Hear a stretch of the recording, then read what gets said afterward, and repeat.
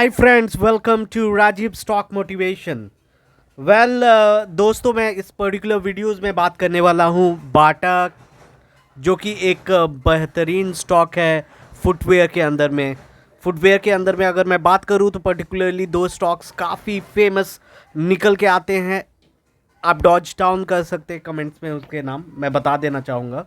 Relaxo and बाटा, दो companies काफ़ी काफ़ी काफ़ी चर्चित रहती हैं। इस पर्टिकुलर स्टॉक्स जो कि फुटवेयर के अंदर में आते हैं काफ़ी चर्चित रहती है। बट रिसेंट टाइम में क्या ऐसा हुआ है कि इस दोनों के जो भी कंपनियां फुटवेयर के अंदर डील करती है, अगर मैं बात करूं रिलैक्सो की, अगर मैं बात करूं बाटा की, अगर मैं बात करूं अदर ब्रांड्स की, तो काफ़ी अच्छी डिक्लाइन दिखी है लास्ट के 1 ईयर 6 मंथ के पैटर्न्स के अंदर। जबकि रेवेन्यूज़ और ये सारे प्रोस्पेक्ट जो भी हैं काफ़ी काफ़ी ठीक ठाक चल रही है, फिर भी परफॉर्मेंस इतना ज़्यादा कैसे डाउन रहता है, ये सारी चीज़ों के ऊपर हम लोग चर्चा करेंगे। वैसे मार्केट्स बहुत ही वोलाटाइल है, हम लोग देख रहे हैं काफ़ी समय से कि मार्केट्स में काफ़ी अप एंड डाउन हो रहे हैं। पर्टिकुलरली अगर मैं बात करूँ केमिकल सेक्टर्स की, अगर मैं बात करूँ फुटवेयर्स के ब्रांड्स की जो कि लिस्टेड हैं स्टॉक एक्सचेंज पे, अच्छा परफॉर्म नहीं कर पा रहे हैं in terms of not revenue, in terms of not other parameters, but in terms of price gaining on their stock prices. वैसे अगर मैं बात करूं इस पर्टिकुलर स्टॉक्स के अंदर market capitalization mid cap type की है, वहाँ पे पी रेशियो देखिए, फुटवेयर इंडस्ट्रीज़ के अंदर आप देखिएगा पी रेशियो का ज़्यादा ही दिखेगी। इवन रिलैक्सो के अंदर में हमने देखा, और अदर ब्रांड्स की जो भी लिस्टेड हैं उनके अंदर में भी देखा कि पी रेशियो ज़्यादा है। तो यहाँ पे भी बाटक्स के अंदर में पी रेशियो ज़्यादा है। बाकी रेवेन्यूज़ के अंदर कंसिस्टेंट, बहुत ज़्यादा कंसिस्टेंट नहीं बोले हूँ मैम, बट लास्ट 3 क्वार्टर्स दिसंबर सितंबर जून, ये सारे क्वार्टर्स के अंदर मेरे को डिसेंट से रेवेन्यूज़ दिखाई पड़ रहे हैं। बाकी अगर मैं बाटर्स के बारे में अगर बताऊँ तो मैं क्या बताऊं यार, ये तो पता ही होता है सबको। बाटा जो है बहुत ही काफ़ी पुरानी और काफ़ी फेमस ब्रांड है फुटवेयर्स के अंदर, जो कि फुटवेयर्स के अंदर डील करती है, और इनकी सब्सिडरीज ब्रांड भी हैं। बाकी accessories segments, footwear accessories segment, engaging of business and manufacturing trading of footwears accessories, ये सारे आइटम्स के अंदर बाटा जो है डील करती है। बाकी अगर वैल्यूएशंस के ऊपर अगर हम लोग देखेंगे तो देखे हैं पहले भी हम लोग, मैंने पहले भी चर्चा करा है इस पर्टिकुलर वीडियोस के अंदर में। Market capitalization mid cap type की है, लगभग 18,000 करोड़ की मार्केट कैपिटलाइजेशन के साथ करेंट प्राइस 1400 के ऊपर लगभग दिखाई पड़ता है। जहां तक कि पी की बात करें, स्टॉक की पी 56.1 निकल के आ रहा। बाकी बुक वैल्यू 100, जो कि काफ़ी डिसेंट सा दिखाई पड़ता है। अगर कुछ प्रॉन्स एंड कंस कॉन्स के ऊपर चर्चा करें तो कंपनी की प्रॉस देख सकते हैं। Company is expected to give good quarter numbers. Company has been maintaining a healthy dividend payout of 213%, right. तो अगर आप लॉन्ग टर्म्स के ऊपर अगर आप सोच रहे हैं लॉन्ग टर्म्स के ऊपर, तो definitely it values to you, right.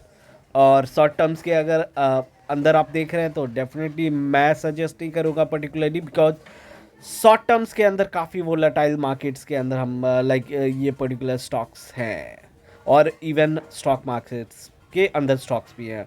बाकी कंस देख सकते हैं, stock is trading at 14 times book value. Company has delivered a poor sales numbers and company has a low return on equity 6.47 in the last 3 years। That is all about cons. And अगर मैं बात करूँ expenses, numbers की, financial numbers की, तो expenses ये सारी चीज़ों के ऊपर अगर हम लोग ध्यान दें तो operating profit is the main important thing.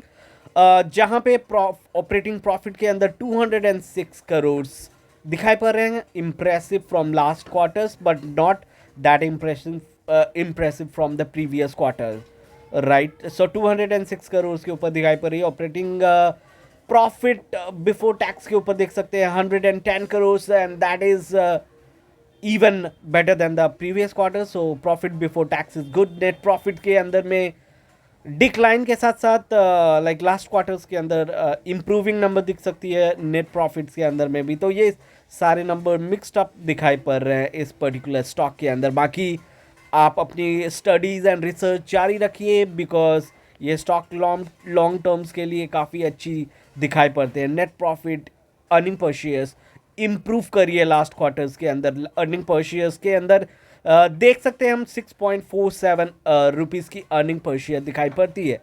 बाकी डेप्रिसिएशन देख सकते हैं 75, और स्टॉक के अंदर काफ़ी जूस बचा हुआ है। अगर डेफिनेटली अगर बात करें कंपटीटर काफ़ी बड़े हैं रिसेंट टाइम्स के अंदर, कंपटीटर्स काफ़ी बड़े हैं। उनके ब्रांड्स के अंदर डिफरेंट प्रोडक्ट्स जो कि डिफरेंट सब ब्रांड्स के अंदर भी डील करती है, वो सारी चीज़ें बड़ी है। बाकी कंपाउंडेड सेल ग्रोथ के अंदर हम लोग देख सकते हैं डिक्लाइन दिखाई पड़ रही है लास्ट 5 ईयर्स के अंदर। काफ़ी अच्छे नंबर्स, कुछ अच्छे नंबर्स दिखाई नहीं पड़ रहे हैं कंपाउंडेड सेल ग्रोथ के अंदर। बाकी प्रॉफिट के अंदर ध्यान दें तो प्रॉफिट डिसेंट एकदम नहीं दिखाई पड़ रहा है लॉन्ग टाइम्स के अंदर में। बाकी अगर हम लोग स्टॉक के CAGR के ऊपर नंबर डालें तो अभी भी 10 ईयर्स के पैरामीटर्स के अंदर पॉजिटिव दिखाई पड़ रहा है। बाकी अच्छा, उतना अच्छा नहीं मैं बोलूँगा जब मैं कंपेयर करूँगा अदर स्टॉक के अंदर।